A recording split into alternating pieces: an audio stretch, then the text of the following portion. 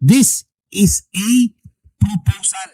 Wedding proposal. Hiningi na yung kamay eh. Ayan na, pahingi ng kamay. So guys, mukha. Okay, mukhang merong nangyaring wedding proposal sa Paris last time.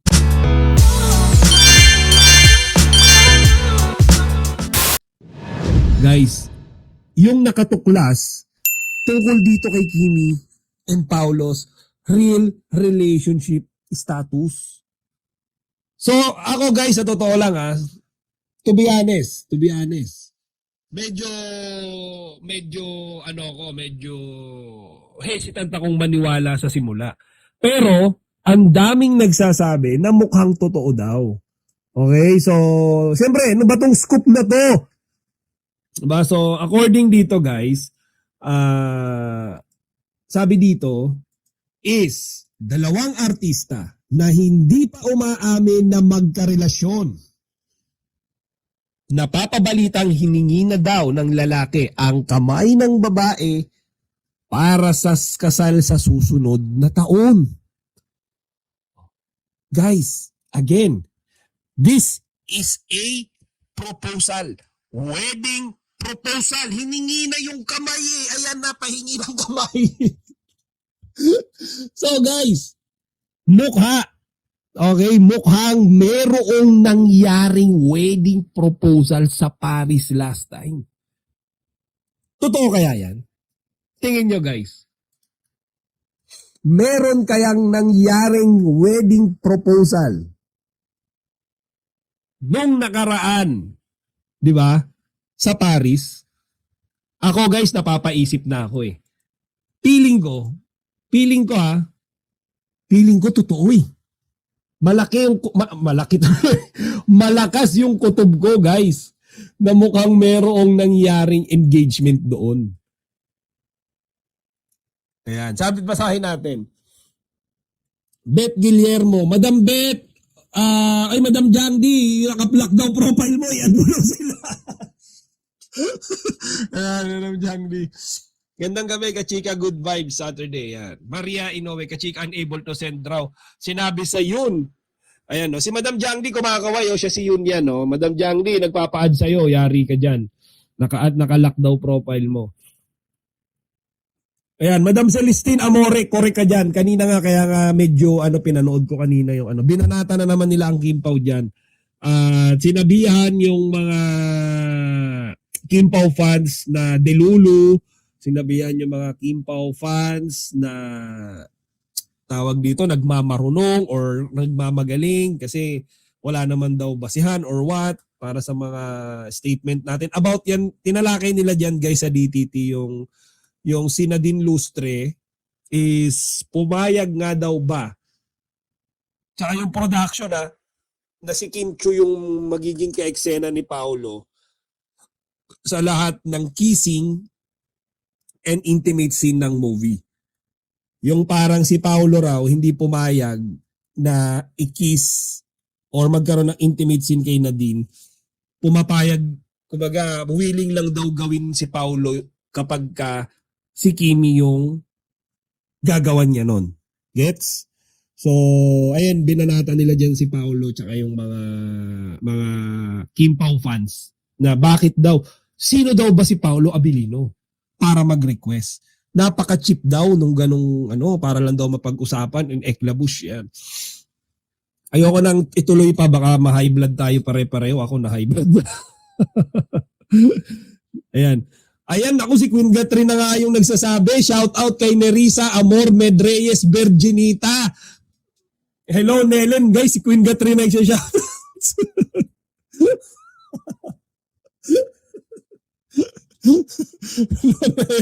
Madam Nelen, good evening, Chika Patron. Matagal na nanonood sa'yo ngayon lang nag-try mag-chat. Hello, Madam Nelen. Annalisa Martinez, good evening. Ayan, guys, alam nyo si Queen Gatrin na nagsha-shoutout sa inyo. Queen Gatrin, minsan nga mag-video call tayo ha. Sumama ka sa live ko. Ikaw yung kasama ko sa live. Mamaya punta ako sa channel. Naku, wag na natin pasinulungan, naka-duster na yan. Guys, kanina yung isa na lang yung naka-duster, yung isa nahiya lang mag-duster, nag-t-shirt na. Ayan, nagkakabis lang mga bashers sa Kimpa, wala silang content na worth viewing sa kanilang mga idol. Mga idol nila guys, naglalausa na. Ayan, tigilan natin yung dalawang yan. Ayan. If I know, ang laki ng, crush niya yun eh, Paulo. Kaya gano'n na lang yung heartbroken yun nung tinabla ni Paulo eh. Anyway, so yun nga guys, eto, in line, okay, dito sa chismis na to, na tila si Paolo Abelino daw ay nag-propose na kay Kimi sa Paris. Aba mga chika, may bigla ring picture na nag-surface online. At ang sinasabi dito guys, yung isang eksena raw sa Prime event, si Barbie Imperial, hinawakan niya guys yung kamay ni Kimi. Okay? And then, doon sa kamay ni Kimi, meron daw napansin si Barbie. At ang napansin niya guys, ay singsing daw umano na galing kay Paolo Abelino. So, this could be an engagement ring nga daw ba? Yan ang tanong ng mga Kim Pao fans. Halatang chinik ang engagement ring ni Paolo, kumikinang alam na this obvious ang pag-intriga. However guys, as much as I want to believe on this picture na hawak-hawak ni Barbie yung kamay ni Kimi, ganito, gano'n, sabi engagement ring. Siyempre nag-imbestiga rin ako. 'Di ba? Barbie Forteza, wait lang. Guys, si Barbie Forteza ba yung katabi niya rito? Hindi guys, kasi nandito, oo si Barbie Forteza nga. Ayan, Barbie Forteza. Okay, close sila, sorry close sila ni Kimi. Remember, si Kim pumunta sa vlog. Parang collab sila ng vlog dati. Pero guys, tinignan ko kasi yung mga picture ni Kimi. Kasi sabi nila, di ba, si Barbie Forteza, tinitignan yung kamay ni Kimi. Okay, possible daw, may suot na singsing and all. Pero guys, tinignan ko kasi yung attire ni Kimi during the Prime event. Sinuri ko eh. Tinignan ko ng mabuti, maigi. Wala talaga akong makitang suot na singsing eh. Even yung picture nila nung nakaupo sila, wala akong makita. So, guys, unfortunately, hindi natin mapatunayan kung valid ba talaga etong balitang ito. Kasi sabi nila, ganda raw at ang kinang, di ba, nung kamay. Ayan, sorry guys Barbie Forteza. Sorry. Gaano na ako guys, nalilito na ako sa mga pinagsasabi ko lately guys. Ayan, so tinignan ko, again, ulitin natin. Tinignan ko si wala naman siyang suot na singsing nung gabing yan. Ayan o. So guys, wala naman siyang suot na singsing. Kaya nagtataka ako kung saan nila nakuha yung diba ito yung kamay niya na tinignan daw ni Paolo. Wala naman singsing. So, hindi ko alam kung totoo ba na may nakita dyan si Barbie Forteza or nalilito ka na, kakadilulo mo. Oo nga, naguguluhan na ako sa'yo, Queen Catherine eh. Sa'yo ko binabasa ko yung mga chat mo eh. Kung paano advisor ko. Ayan. Tama po, Madam Baby Franz Barsola. Baby Franz Barsola Somanla 3767 ang haba ng pangalan. Barbie Forteza, hindi Imperial. Ayan. So guys, again, walang suot na singsing si Kimi. So, I therefore conclude, guys, it seems that yung sinasabi, walang singsing si Kimi, 5 daliri, wala. Okay? So we therefore conclude na hindi valid etong post na to at hinawakan lang talaga ni Barbie Forteza yung kamay ni Kimi pero wala talagang singsing dyan na tinitignan si Barbie. Okay? And okay din naman na magkaroon tayo ng konting delulo dyan. Okay, pero ngayon pa lang sinasabi ko na wala naman nakalagay na singsing. 'Di ba? Pero it doesn't invalidate yung sinabi kanina ni Shian Gaza na pwedeng si Kimi tsaka si Paolo yung nasa blind item na hindi pa umaamin na magkarelasyon. Napapabalitang hiningi na daw ng lalaki ang kamay ng babae para sa kasal sa susunod na taon. Di ba? So, pwede pa rin mangyari to kahit hindi suot ni Kimi yung singsing. And, dagdag din natin to guys, di ba? Kasi, nagkalat pa rin sa social media, di ba? Yung sinasabi nila na si Paolo Abilino daw kasi talaga ay nagsuot ng shades dahil palihim na tumitingin dito kay mata. Kay Tarsir, kay Janine, kay Jay. Palihim daw, secret. Parang katabi si Paolo, katabi si Kimi, pero habang katabi ni Paolo si Kimi, yung mata raw nandun. Nandun daw sa kabilang barangay. So guys, pinabulaanan pala yan ni Sir EJ Salot. Okay? Sabi daw ni Sir EJ. Okay? Oo, kasi pag sumasakit mata ni Pao, parang yung naluluha, di ba? Kasi matandaan ko, may interview sila ni Kim at Pao, hindi nakashade si Pao, tapos halata na sumakit mata.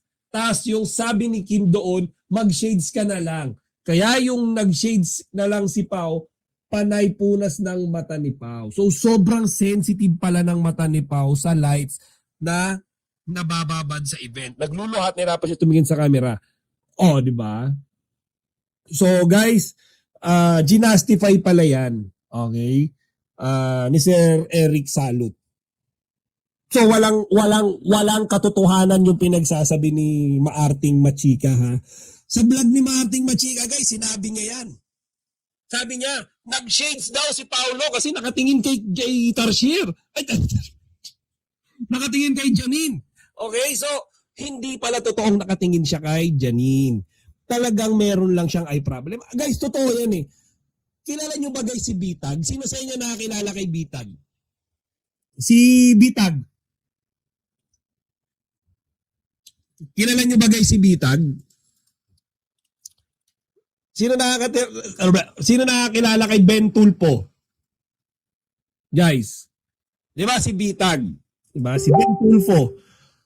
Ayan. Si Bitag, lagi siyang naka-shades guys eh. Papansin nyo. Ngayon, sabi ng mga viewers, sabi ng mga tao, ang OA naman, bakit laging naka-shades yan? Ang OA naman, parang laging, ano ba yan? Parang tawag dito? Laging pasikat, ganon. Papogi. Parang yun yung dating. Pero guys, hindi nila alam. Talagang mayroong problema pala. Okay? Sa mata, si Bitag, yun din, sensitive din siya. Guys, sensitive din siya sa liwanag. Okay? So, parang ganun din pala siguro si Paulo, ano? Meron siyang problema sa mata, kaya lagi siyang naka-shades.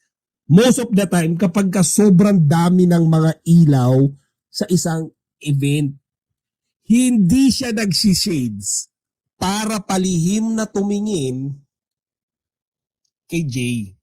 Okay, klaruhin lang natin yan. Huwag nating gawa ng issue yan.